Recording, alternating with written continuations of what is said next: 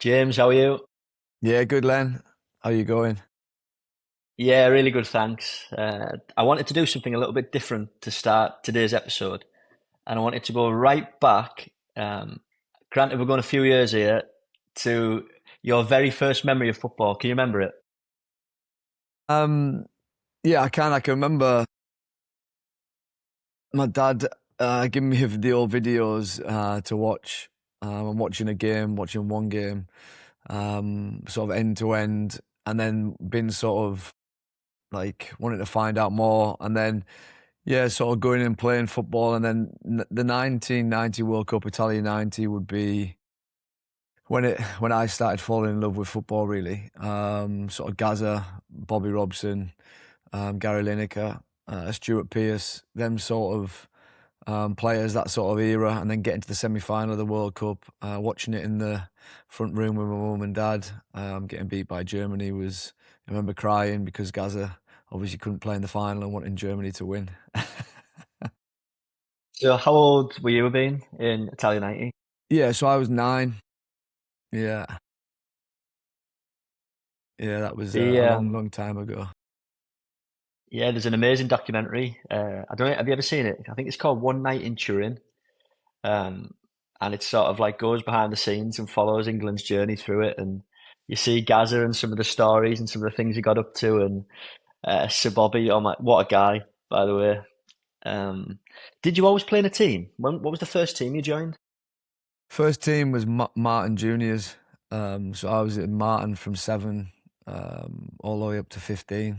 So yeah, I sort of stayed with them the whole time. Obviously dipped in and out of different or had opportunities with trials with different clubs, but never sort of went and played for anybody full time, and stayed with Martin, won everything, won leagues, cups. We went to tournaments. Yeah, we had such a strong team in our area. We sort of won the league most years, really.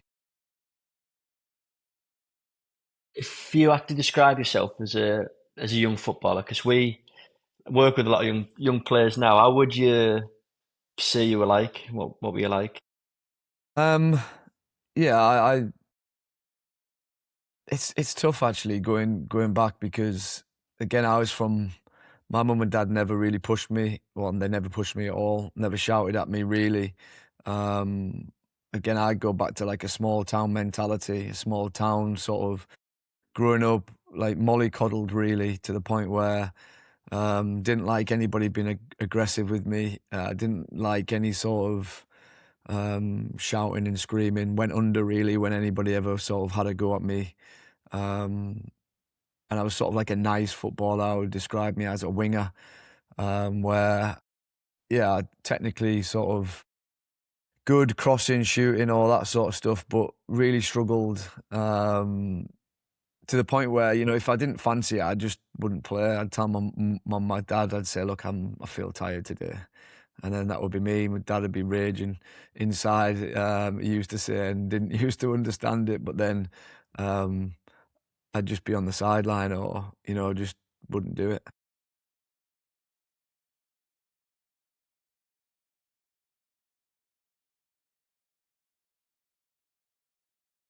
If I do this, I just add that to the. Can you see that? Yeah, yeah. If you think back to maybe this team and the players you played with, what are the sort of first feelings and thoughts that come to you? Well, that's my best mate next to me and my cousin next to me. So they were the two that really like we pushed each other. So Greg, my cousin, he got a YTS at Middlesbrough at 16. Mark, he got a YTS at Hartlepool, and then obviously I'm in the middle. I got a YTS at Darlington. So all three of us who grew up together, who grew up in each other's pockets, really, all played for Martin. Mark went to Forest. He got in after we all trialled together. Mark got in at Forest, but then got released and then went to Hartlepool. But for three lads that grew up together in Gisborough to then go on and potentially go on and have professional football careers Again, really, really sort of, I imagine it's really, really sort of rare. But we would be down the park every night. We'd be playing 3, 4 hours every single night with each other, and just absolutely loved it. What would you say your football sort of diet looked like at that age? So I know a lot of parents now. It's a really interesting point actually, and it's something I was speaking about with a couple of dads who I was talking to on the side of the pitch last week, and we said how the football sort of landscape's changed, and what used to be called, what's now called ball mastery, used to be called going down the field with your mates and playing in the park for 4, 5, and what's now a 2 hour ball mastery session used to be an 8 hour um, kickabout over the field. And Yeah. how the landscape of football has changed. How much football were you actually playing when you were younger? Yeah, again, it depends what age, but a lot of the time, from 10 onwards, I'd be out the front. Um, we had like Catstock Cavaliers. That's where we lived, so we formed a team. We'd play all the time. Then I'd get in from school, and then I would go out. I'd be out till sort of 9 o'clock until it got dark, really. But all the time, constantly playing, constantly competing, constantly wanting to win. Um, it was just relentless. But again, going back to, like, there was nothing else to do. You either sort of went out and played football, or you stayed in and were bored. And that was the way I looked at it. You spent time at school, sort of in classrooms, and then it was like, right, you were with your mates. Again, for me, it wasn't just football, so I loved being with my mates. That's why, I was on my BMX. As I got older, loved being on my BMX, loved being out with my friends, loved just pottering about the streets. And um, yeah, there was a big jump for me from probably 13 to 16, where people were going to academies and school of excellences, and I didn't. So I literally hung about the streets with my mates. Just sort of, I ended up going to army cadets. I ended up doing loads of different things that you wouldn't normally do as a footballer or somebody that got into professional football. Um, so I really enjoyed that side of it, because of the pressure. Um, as a young footballer, I didn't like the pressure. So I loved playing cricket because I felt like there was less pressure. Um, and I only say that because I go back and I think about them feelings of competing. I remember not going to a tournament at Southport because I didn't want to do it. Down the line, I actually regretted not going to that tournament. But I remember saying to my dad, I don't want to go, and I didn't end up going. And then when I realised they'd had a really good time and it was really good, I was like, oh, I can't believe I didn't do that. So I think my mum and dad giving me accountability and making me make decisions for myself, I think that worked in my favor, because I started to learn that once you make a decision, if it isn't the right decision, then you're gonna sort of not pay for it, but you're gonna regret it. So I started to think more about what I was actually doing. Where do you think that pressure came from?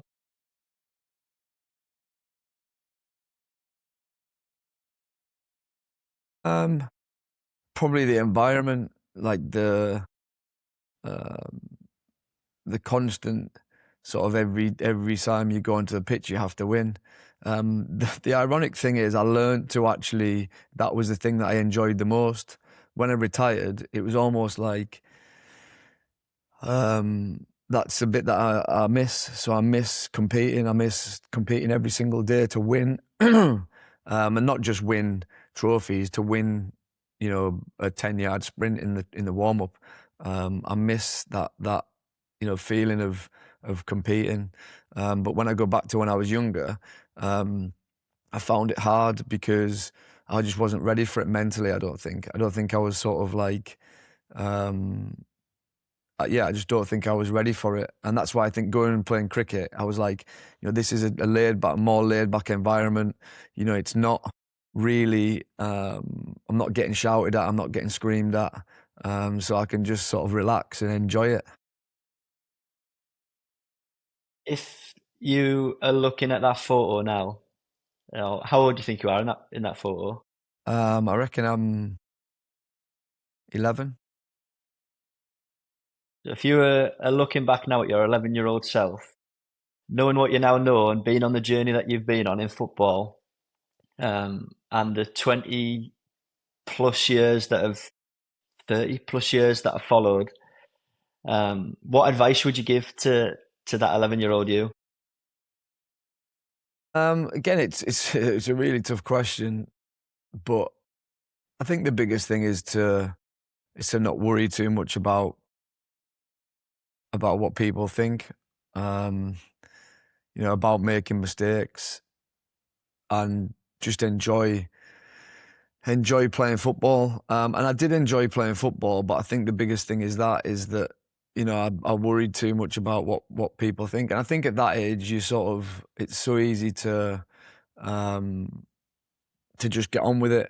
And maybe I did. In fact, maybe I just did. Maybe I did get on with it at that age, and it was almost like unconscious that I was working things out. I think as you get older, I think it's a little bit harder because then you start to become more aware of you sort of what's going on, and you become more competitive. The two people either side of me, it was a friendly competition. So although we were all trying to be the best, um, it was it was all in good spirit, and it pushed us all unconsciously. We speak about all that all the time. And I've obviously been on courses where they say exactly the same thing. If you have brothers, sisters, or older brothers and sisters, you've got a higher chance of becoming a better player because you sort of been pushed by them. And I think it's the same with having Mark and Greg next to me. It was like, right, every day you were waking up, not thinking, right, I want to beat them, but every time you were put into a competition against them, or we were put into a competition together, I was trying to be better than them. Um, I was always living in Greg's shadow. Really, Greg got picked up by Middlesbrough. He was physically more developed than me. And I always felt like, he'd have like his pictures up on at my grandma and granddad's house, so he'd have his pictures up on the wall, and I'd be walking in, seeing him like that, and I always felt like unconsciously, probably I wanna prove to everybody, prove to them that I'm as good as him, if not better. Um, and to be fair to Greg, he just went about it. Never. He wasn't arrogant. He wasn't sort of. Never knew that. He just went about his business, and was a really, really good footballer. Yeah, I can vouch for Greg and Mark, and both unbelievable people. When you think about that and you think about your sort of earliest environments of football and that environment that was created around you, how important do you think the role that your parents play is in that for you specifically, but then also for younger footballers now?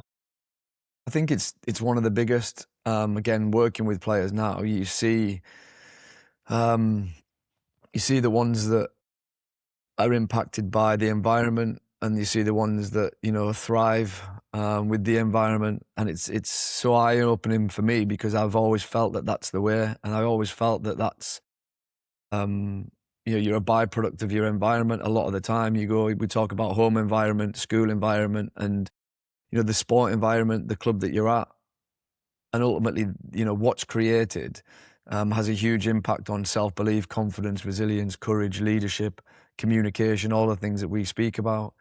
And I've had this conversation with my parents. I had really good upbringing and, the best ever. Um, but at the same time, I had flaws in my character as I progressed through football. So, I wasn't a great communicator. My mum and dad have openly said that they struggled with self-belief and confidence. And I feel like that was put on me unconsciously. And again, I've had these conversations with my mum and dad, so it's not like um, it'll be a surprise to them if they hear this. But it's then understanding that I had to work on that. So I had to then work on, building self-belief and confidence. But I never knew that that was something that you could do. So I never knew that I could start every day building and becoming more confident and believing myself more. It's the same thing with resilience. I've always been quite resilient, but understanding how to build it and how to, I'd probably say it's my biggest skill.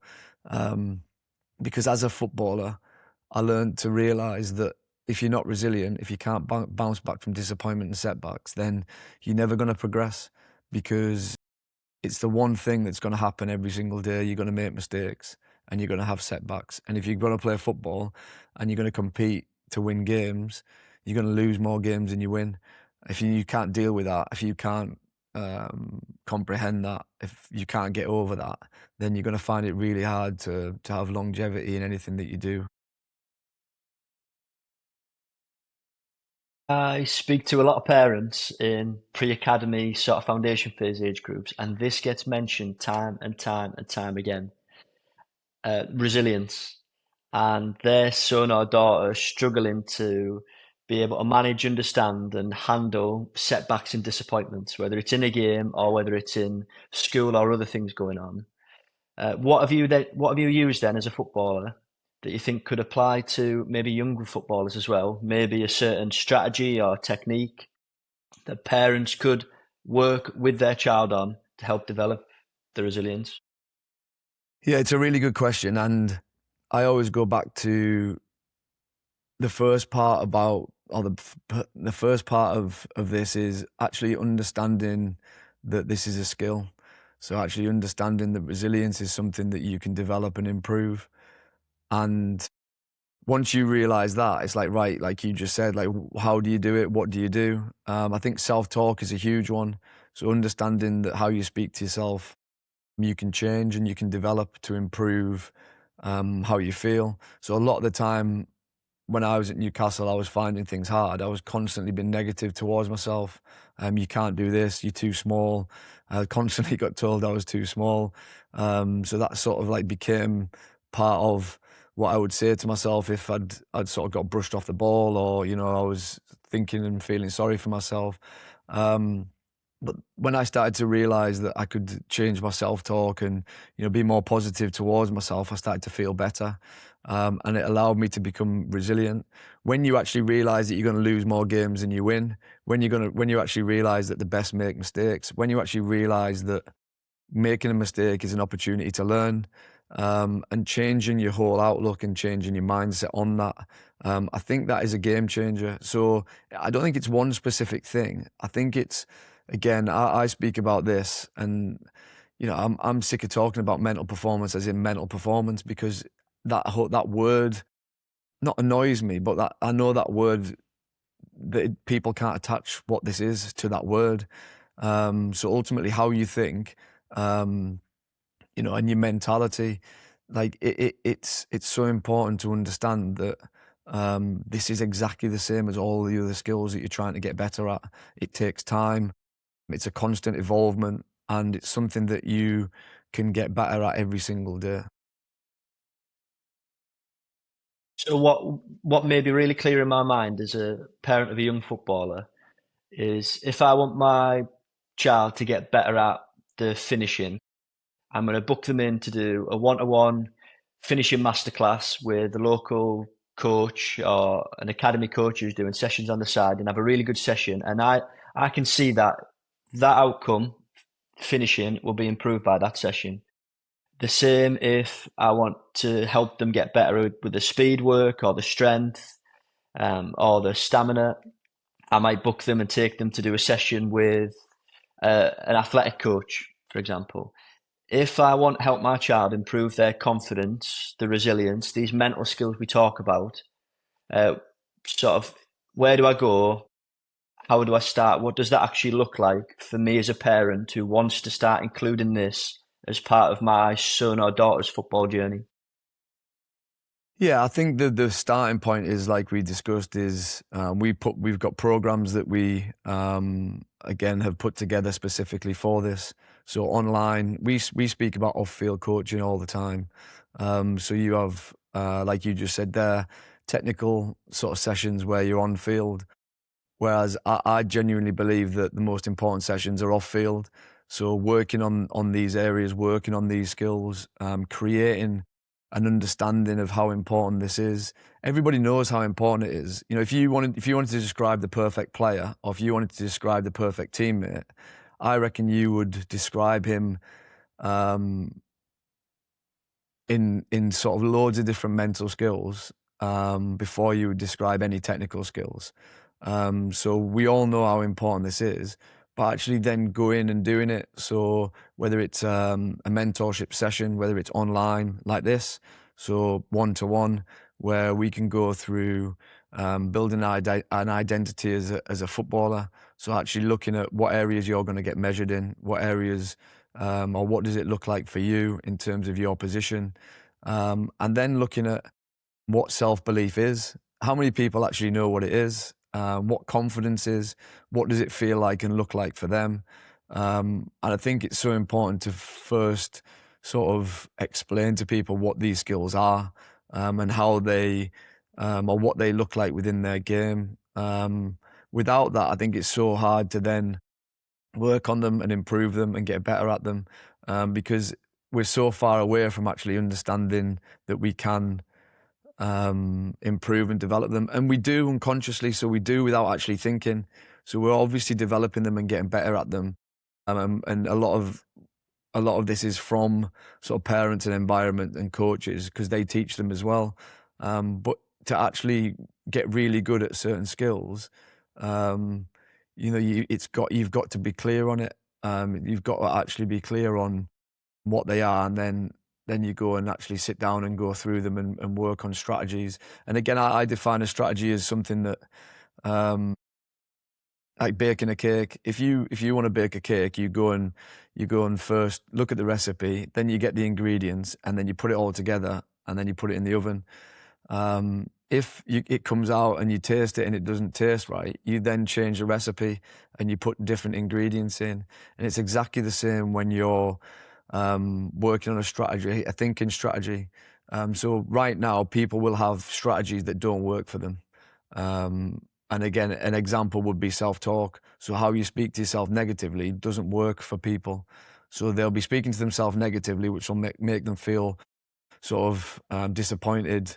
It'll make them feel sort of down around their game, around their performance, and then it'll lead to a poor performance and effectively, down the line, it'll have a negative impact. Whereas you can change that and put a different sort of way of thinking in that'll effectively come out in a different way. Can you sort of pinpoint the exact moment or a time in your career, almost football before this and before this way of thinking and football after, and then just describe to us the sort of shifts you then saw maybe in did working on this part of your game have any impact on the other parts of your game as well? Again, like a really good question because before I go back to control. So before I didn't feel in control. So, and this is every day. So every day I went into training, I didn't feel in control. I was controlled by the people around me, big characters. I was controlled by the coach. I was controlled by what happened. So if I give the ball away, if I started poorly, if I crossed one over the goal, or if I missed the target, that affected everything in my day. And then I went on, and this was off the pitch as well that I found really, really hard. That I was affected by all of that. From that one session that I realised that I could take control of this, it was completely different because every day, I know this sounds really, really over the top, but every day I went in excited to get better and improve because I knew that I could. So every day I'd wake up and I'd be like, I can't wait to go into training today because, I'm really looking forward to working on this or finding out more about this or, building this or, and then over time, people talk about this all the time that it doesn't happen overnight. Success isn't an overnight job. And for me, it wasn't. So at 23, I started working on this, and then 24, 25, 26, 27. 27, I became, you know, a really, really good footballer. Or people were like, oh my God, I remember scoring a hat trick against Southend in the playoff semi final. and that started at the age of 23. So I started to develop that at 23, and then you saw like the sort of um, what happened by doing that. You saw like the end product at 27, but then that didn't finish at 27. I ended up captaining Doncaster to promotion at 36, getting player of the season at 37. And this all happened at sort of 23, 24 every year, every day, going in and sort of creating that accountability of myself. So yeah, I think that for me is the difference, is the control. Um, I gain control, and I think it's a really powerful word because I've said it before, but the worst position or the worst feeling as a footballer is not feeling in control. Um, so as soon as I got this, I ran with it and I went, right, how can I develop this? How can I constantly improve it? How can I get better at this? And the funny thing is like it didn't mean that I didn't have bad games or bad training sessions. Over time, they became less and less and less. And I talk about, being consistent and understanding what that is and being a 7 out of 10. I very rarely got below 7 out of 10. But that was something I developed over time. And you have to go through these phases where, you know, you can't just start working on your mentality and your mindset and go bang, yeah, I've done it, that's it, I'm completed it. It's like, no, like it's the same thing as everything else. You have to go in and you have to go work at it. You have got to get better at it. I got really good at applying skills every single day. All these skills that we talk about, I applied them all every single day. So self-belief and confidence, I worked on that every single day. So I went in with my chest out. I changed my body language. Um, I then became accountable. I started setting goals and targets every single day. So small, medium, and long goals. Um, it was clear what my identity looked like and what James Coppinger, the footballer, looked like. And if we then talk about resilience and courage, I started being more courageous. So I started not fearing making a mistake every single day. So if I'm making a mistake, I'd go and get the ball. I would focus on next action, not last action. So I'd go and do that. And then in terms of sort of teamwork, I knew what it looked like. I knew then how to build relationships with people. The biggest one for me was communication. It transformed my whole career. And as daft as that sounds, people would be like, how can communication change your career? And I was like, before that, I didn't really communicate with coaches and managers. I felt scared. I didn't know what to say. I struggled with, again, I go back to it, my body language. And when we speak about 55% of how we communicate is through body language, I changed that. I designed the way I moved and the way I sort of what I did, and by watching myself back. So I think there's an endless number of strategies that you can apply based on these skills that can create you as a footballer, or creating a better footballer. But for me, going back to it, the most important thing is actually understanding that this exists. Yeah, which is a brilliant point. So my pre-season started again this week as a coach. So for anyone who doesn't know, I coach across the pre-academy and also work with the under 11s, 12s age groups in the at Middlesbrough Academy. And we were a Cat 1 Academy. And I asked the question. So we had a group of 11s and 12s in on Saturday. And I asked this question about mindset. And I said, who knows what the word mindset actually means? Put your hand up. And a few put their hands up. And I had a couple of guesses and some good answers. Yeah, it's the way you think about things. It's your mentality. It's your brain. A couple of these different things. And then I said, um, who out of this group, so I think there was about 20, I think we had 24 players in across under 11s, 12s, who sort of works on their mentality and mindset. And you could see the kids thinking, as in, like, they really want to put the hand up. Yeah, I do. But then almost being able to justify how and what they are actually doing. And I found it really interesting. So one or two put their hands up, and in fact, a few more did. And the kids who put their hands up were actually kids we've worked with or spoke with or I've sort of done things with in the past. Because we try to build it into not just the one-off sessions, but into every sort of interaction I coach. And like the first week back of pre-season, the majority of my coaching has been around exactly what you've just spoke about there, Cops. the way we speak to ourselves as young footballers. So I see we were playing down on the grass yesterday, and the pitch wasn't great, and we've been playing on after the kids have had 6 weeks off. They've been used to playing on Astro pitches. We're down, and a couple of times the ball's bobbled, gone under the foot, or they've gone to hit it, and it's just set up, and they've missed a chance. Um, and you see the kids getting like really frustrated, or straight away going towards the more negative feelings that come out. And we spoke about it, and we said like mistakes, things not going your way, are completely normal as a footballer. I know we mentioned it on the podcast last week, but it touches then onto exactly what you've just spoke about. But that's because it's fine saying that. So I stand on the side of the pitch. I go, lads, don't mistakes are normal. I said the best in the world. Go watch a top game today, and mistakes are completely normal. But it's then the way you communicate that to yourself as a young footballer. I feel, and this is what I've seen a lot, and it's the way you understand what success actually looks like for you, where you're at on your stage of the journey. Um, and that's where I think you can talk about taking back control, Cops. You know, when you mention the power of your mindset, because if you step on a pitch, whether you're an 11-year-old academy player, whether you're 14-year-old playing in grassroots, or whether you're playing in the Premier League, and your expectation of what a good game actually is so far out of touch of what realistically is going to happen, and just the joys of football in terms of the unpredictability, in terms of you're not needing to have a 10 out of 10 game every game, then every time you walk on the pitch, you're almost at a disadvantage, because when a mistake then does happen, if you're then talking to yourself negatively about it, or the best one I've seen is your teammate makes a mistake. So your teammate goes to put a cross in, he overhits it, it goes straight over your head, straight over everyone's head, and out for a throw in.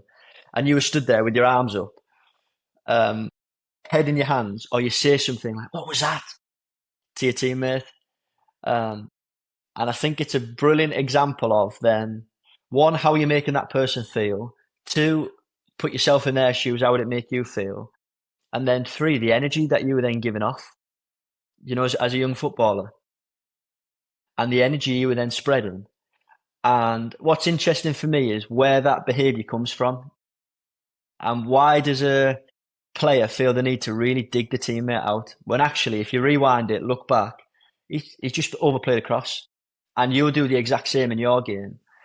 And for parents, linking all this round back to parents, it would be looking at and thinking, how does my communication, the way I speak to myself on the side of a pitch, the way I speak to my child, especially body language, especially the non-verbal things, and how that impacts performance. A question I've always wanted to ask, Cops, and I don't think I've ever asked you this, is you're playing in front of 20, 30,000 people. You overplay a pass, and 20,000 people in the stadium all collectively groan. What does it actually feel like as a footballer? Do you recognise it? Can that impact what you do? I think I ever did it. No. I'm only joking. Overplayed a pass. Yeah. No, I'm only joking. No, I do think that what you've said is really good. But I think, like you said, it's so easy for you to say to players about making mistakes, that it's part of learning, and it's really hard, especially if their dad or their mum or their environment at home is, you don't make a mistake. You're at Middlesbrough School of Excellence, for example, or you're at which I was, or I had trials at, or you're at Middlesbrough Academy, or you're at this academy, and you have to do this right, otherwise you're going to get released, and we want to keep going, and this. Then if I'm the child, I don't know any different, so I'm going into that environment, and you'll have seen it where a certain player's made a mistake and they look straight over at their parents, or they get upset because they've started to make a mistake. As soon as they make one mistake, that leads to another mistake, and then another mistake, and then before you know it, you can't get that child out of this sort of scenario.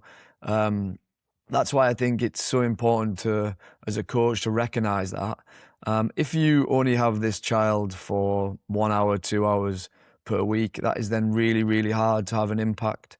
Um, that's why when I spoke to somebody the other day and they said, yeah, I know straight away when my son's struggling with self-belief and confidence. Because we'll be going to a game and we'll be playing probably one of the best teams, and he'll be talking about how we're going to get beat. And I'll say, oh, brilliant. So how often does he work on self-belief and confidence? And he sort of went, yeah, I don't think he does. I said, so how can you then expect him to, believe in himself and be confident, or more have more belief in himself and be more confident? And he was like, well, I'd never thought about it like that. And I was like, well, most people don't. Um, we speak about preparation builds confidence and belief. So preparing, um, away from the pitch and understanding that you can improve these skills, and these skills exist. We don't teach people that. And we don't give this to our kids, but we then expect them to be confident. We expect them to believe in themselves. We expect them to be resilient. We expect them to bounce back from disappointment. We expect them to create accountability and, go to training every single time they go and have a good attitude. We expect them to do that. We expect that these things should be normal, but they're not. They're all skills that you can develop and improve. So I think that for a starting point is huge. But again, like you said, I think actually understanding, um, what they are, and how important it is to actually apply these skills, regardless of the environment. So I'll ask you a question. If you have a child, if you're coaching a child and you see this happening, like what would you do as a coach? Yeah, so I've got a story about this. Actually, the last time I started talking about it, I got upset. Um, but I'll try it. So there was a kid about a year ago I was coaching. So this was under eights, and we'd started the match playing 6v6. And this kid started the game really well. Scored 2 goals in the first 5 minutes. And then he's just started to find the game tough. So there's a kid who was bigger than him, quicker than him, stronger than him, got moved to his side of the pitch to mark him and make the game tough for him. By the way, normal part of football, the game not being easy. And as a result, this kid has started to find the game tough. So he's had the ball taken off him a couple of times. He's missed a couple of chances. He's played a couple of passes that have been intercepted, and he's got upset. So he's actually got upset on the pitch. And what that then shows up as is not always a kid crying his eyes out, but it means then they don't run as much. Or in my experience, it means they disengage a little bit from the play, or they don't do the things that we view as adults as like the non-negotiables, running, sprinting, tracking back. And they start to almost, because they're thinking about this and they're trying to regulate their own emotions, they become less and less engaged with the actual game. So at the end of the period, we sort of play like 4 20 minutes. He came over and the one of the other coaches took the group, and I had a chat with this kid, and the conversation went sort of along these lines. I asked him what he was thinking, how he was feeling, and and we had an unbelievably powerful conversation in which this kid's tears have stopped. He's had a laugh. He's smiled. I've watched his shoulders physically drop as if to say, "Oh yeah, I don't have to actually play a perfect game. I've tried to help this kid the best way I can. Understand that having a difficult game is amazing when you're 8 year old, because it means you're getting better and better and better. And if you want to be the best footballer you can be when you're 18, 21, these type of games are brilliant because they're going to push you on and get you better." So the kids come over upset. We've had an unbelievable, really powerful, what I felt, coaching point where I've been able to tangibly see it in his face, in his body language, in his expression. Um, and what some of the coaches might have done is brought the kid off. So he's had a tough last 5 minutes of the half. He started walking around. He hasn't applied himself. But I wanted to almost do the opposite and give that kid like an unbelievable learning opportunity to start to focus on the things he can control, like we've spoke about. So brilliant coaching point, really good conversation. He's going to start the next period. So he's gone round to get his drink. And I've thought, no more of it. Started talking to a couple of the other players, getting ready for the second half. And then he's walked back round to me about a minute later in floods and floods and floods of tears. Uh, and I said, "What's up?" I said, "What's up?" I said, "What's up, mate?" And he's just like, but I could barely understand what he was saying. He was that upset. And he just said, "My dad said I was crap. My dad said I was crap." Um, and he shook his head at me, and he's walked off.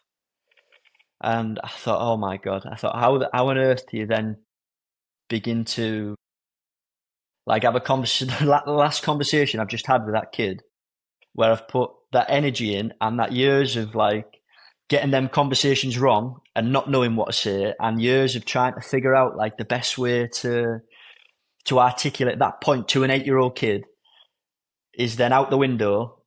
And it's like, what do you then say and do now? And the only way I can describe it is I was an electrician for 7 years. So I left school at 16, got an apprenticeship as an electrician, did 4 years as a apprentice, and then did 3 years out my time. And I work predominantly on vehicles and cranes. You might be thinking, why on earth have I segued into this? But there's a reason.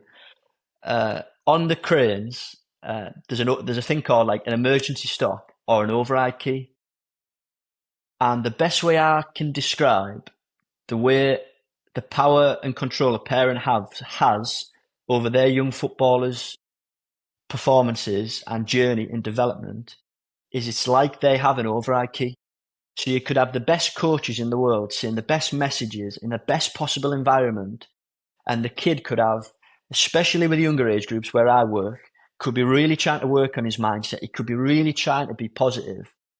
And if his dad's a happy Hoover, or his mum on the side of the pitch um, is not buying into that, it's like you just press that emergency stop in and the whole thing cuts off, especially with younger age groups. In the exact same way an override key works, all the messages from everybody else, they look over to the balcony or to the side of the pitch. And if your body language as a parent then is you're shaking your head or you're giving off this feeling that, or even worse, you're telling your son that they've been crap and you've missed the whole point of of development and what we're trying to do, especially in the foundation phase age groups, which I care about so much. It's a massive power. And this is why I say to parents, and when I first started coaching cops, I used to do the opposite.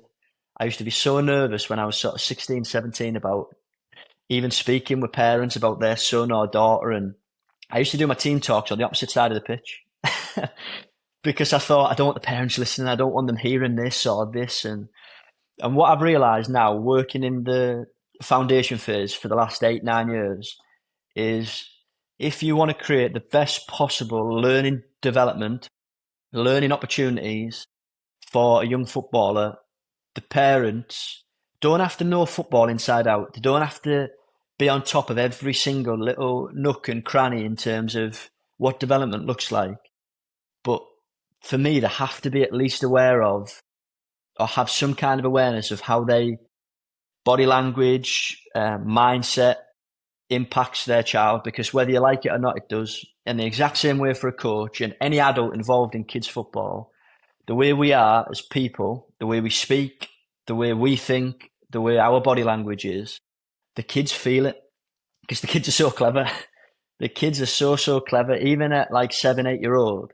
And they spot things that we don't think they spot. So they miss a chance. I made a rule to myself of if a kid ever misses a chance, even if it's the biggest open goal in the world, you will never be able to tell from my reaction that I'm thinking, how on earth did they miss that? And I honestly think like, because then straight away they'll miss it. And even if it's subconsciously, they're looking over to see how the people they care about, the coaches, parents, are reacting. And it's something that as time's gone on, I've realised the importance of in if you want your son or daughter not just to be the best possible player they can be, but to actually enjoy football and to have them feelings where you spoke about of the kid in the car thinking he's going to get beat before it happens, or the players that I work with a lot where you can see the struggling with a little bit of confidence or the find making mistakes difficult. We've got to like collectively create that environment. And you're right, like 1 hour a week with a coach who cares about this isn't enough when we've got 168 hours in a week. And that's why when we set up pro mindset and specifically set up pro mindset to start working with younger players and getting families more involved in this part of the game, it's it's been game changing for the parents and families who do, and that's why I love when parents will jump on the call with a player, and we can build that into the programs where we spend more time talking to parents. The parent program that we did a few months ago, which was brilliant, um, it's becoming more and more important, not just for optimal performance and for trying to play at your best, but for your kid actually loving football, enjoying football, because ultimately it's the way we all think about it, and that has the biggest impact. Yeah, and that's You, what I was that's what I was going to say to you is like what we tend to forget, and what we, we've spoke for 45 minutes now, and like we're talking about different areas of football and different things, but ultimately, like I feel like people need to remember the outcome. So people need to remember what you're doing this for. So what are we doing this for, and what are kids and parents doing it for? And you hit the nail on the head. For me, it's about enjoyment. It's about performance, and it's about personal growth. So it's about your child getting better, or you as a player getting better, and improving all the time. And I go back to this all the time, but this isn't for everybody. Not everybody wants to improve and develop and get better. And you work that out pretty quickly because it isn't easy. So it's hard when you want to get better and improve, because you have to take yourself into areas that feel uncomfortable. You've got to want to understand how to actually, what optimal performance looks like. And whether you like it or not, again, is you're going to get judged, because that's what sport is. It doesn't matter what sport you're playing, like you're going to get judged. Every single time you train, you're going to get judged on your performance. So understanding or finding out how to become the best player gives you the best chance of performing. And the last one that I always go back to, and you've mentioned, is enjoying it. We're talking, and I set pro mindset up 11 years ago, because underneath, like, it was the biggest driver for me was enjoying football and falling in love with football. And I don't see people, as many people, doing it, as they should.